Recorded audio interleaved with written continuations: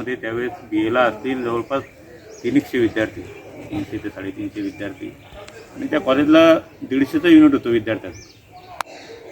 म्हणजे फर्स्ट इयरला 300 विद्यार्थी, सेकंड इयरला 300, म्हणजे असे 1012चे विद्यार्थी फक्त आर्ट फॅकल्टीला. आणि त्या ठिकाणी 150 विद्यार्थ्याचा नंबर लावायचा. त्या अर्ज भरून घेतले आमच्याकडून, फोटो लावले, सगळं केले, डॉक्युमेंट लावले. त्यावेळेस मी कॉलेजचा CR पहिल्यावरती, तरीसुद्धा माझा नंबर NSSचा लागला नाही. म्हणजे एकदा नंबर लागला नाही म्हटल्यावर 3 वर्ष माझे NSSचे गेले. मग त्यावेळी ती खंत माझ्या डोक्यात कायम होती की आपण NSSला लागलो नाही, आपण NSS करू शकलो नाही. त्यानंतर माझा B.Edला नंबर लागला आणि मग B.Edला मी NSSमध्ये प्रामुख्यानं विशेष सहभाग त्या ठिकाणी नोंदवला.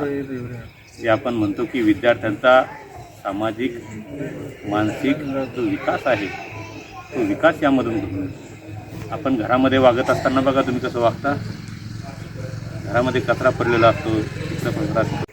संलग्नित विठ्ठल रुक्मिणी शिक्षण प्रसारक मंडळ संचालित छगनराव भुजबळ कला व वाणिज्य महाविद्यालय हिवराश्रम यांच्या विद्यमाने आयोजित राष्ट्रीय योग कार्यक्रमाचा आजचा या ठिकाणी हा शेवटचा दिवस. अगदी दिनांक 4 तारखेपासून आमचे कार्यक्रमाधिकारी सन्माननीय इंगळे सर त्या ठिकाणी उपस्थित राहून सर्व विद्यार्थ्यांना या ठिकाणी कार्यक्रमाला यावं प्रत्येकानं, आणि प्रत्येकानं कार्यक्रमामध्ये सहभागी व्हावं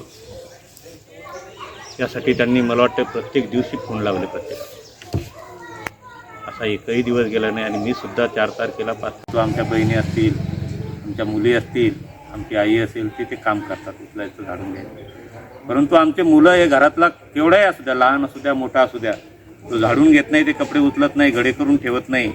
ही जी प्रवृत्ती आहे, ही जी मानसिकता आहे, ही आपल्याला घरापासून बदलायची. गल्लीत एखाद्याला काठी पडलेली दिसते, परंतु तो उचलत नाही, गाडी अशी बाजूने घेऊन जातो. ती काठी आपल्याला उचलायची. तुम्ही घरातलं ज्यावेळेस उचलसाल, घरातलं ज्यावेळेस तुम्हाला समजेल की हे मी उचलं पाहिजे, हे माझं काम आहे, हे माझ्या घरातलं काम आहे, त्यावेळेसच तुम्ही बाहेर काम करू शकता. तुम्ही बघा खूप ठिकाणी आहे आपल्याला, आपण बाजूला जातो, बाजून जातो, वळसा मारून जातो त्या गोष्टीला. एखादा अपघात झाला असेल तिथं आपण उभं राहत नाही, त्या अपघाताला मदतसुद्धा करत नाही. कुठून तरी दुरूनच आता मोबाईलचा जमाना आहे, सर्वजण मोबाईलमध्ये फोटो काढायला झालेले असतात. हीच प्रवृत्ती आपल्याला या NSSच्या माध्यमातून नष्ट करायची आहे.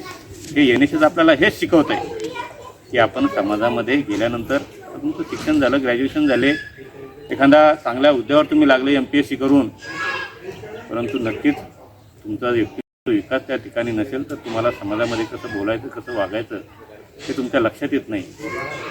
असे माझे काही मित्र आजसुद्धा आहेत, ते शिकलेले आहेत, चांगले आहेत, परंतु कोणत्या सामाजिक कार्यक्रमामध्ये सहभाग घेऊ शकत नाही, स्टेजवर येऊन बोलू शकत नाहीत.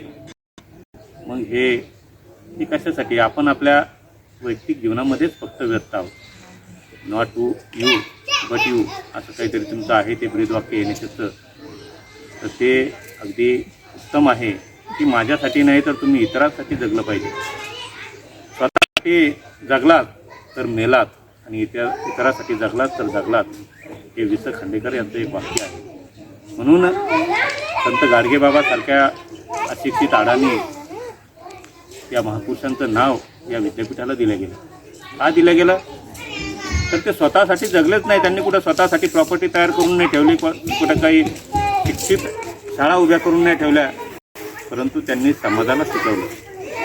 समाजातल्या डोक्यातील घाण काढण्याचं काम त्यांनी केलं. फुले शाहू आंबेडकर असतील, या ठिकाणी स्वामी सुखदास महाराजांचा उल्लेख मी प्रामुख्याने करेल.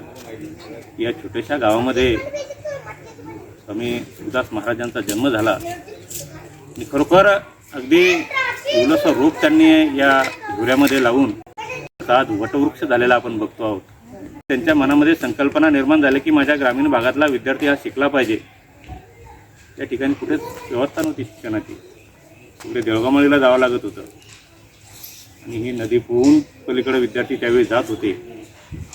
आणि एवढा मोठा दीर्घ विचार त्यावेळी महाराजांनी केला आणि स्वामी विवेकानंद यांच्या नावानं त्यांनी खूप मोठं वटवृक्ष या ठिकाणी निर्माण केला. मी म्हणतो बुलढाणा जिल्ह्यामध्ये या संस्थेसारखी संस्था नाही आहे. म्हणजे शिक्षणाचं द्वार त्यांनी खुलं करून दिलं महाराजांनी आणि त्यांचं नाव आज नक्कीच आदरामद आहे. तसंच प्रकारचं प्रत्येकानं आपापले विचार घेऊन प्रत्येकाच्या मनामध्ये काहीतरी ध्येय असतात, स्वप्न असतात की मला असं असं करायचं आहे, हे करायचं आहे आणि ते प्रत्येकानं आपलं स्वप्न घेऊन उराशी बाळगून ते पूर्ण करण्याचा प्रत्येकानं प्रयत्न करावा. या राष्ट्रीय सेवा योजनेच्या माध्यमातून मी आजच्या दिवशी सर्वांना आपल्या भावी जीवनासाठी शुभेच्छा देतो आणि नक्कीच येणाऱ्या काळात तुम्ही आदर्श नागरिक बनाल आणि नक्कीच एक मार्गदर्शक समाजामध्ये निर्माण व्हाल ही अपेक्षा व्यक्त करून मी माझे 2 शब्द या ठिकाणी संपवतो. जय हिंद, जय भारत.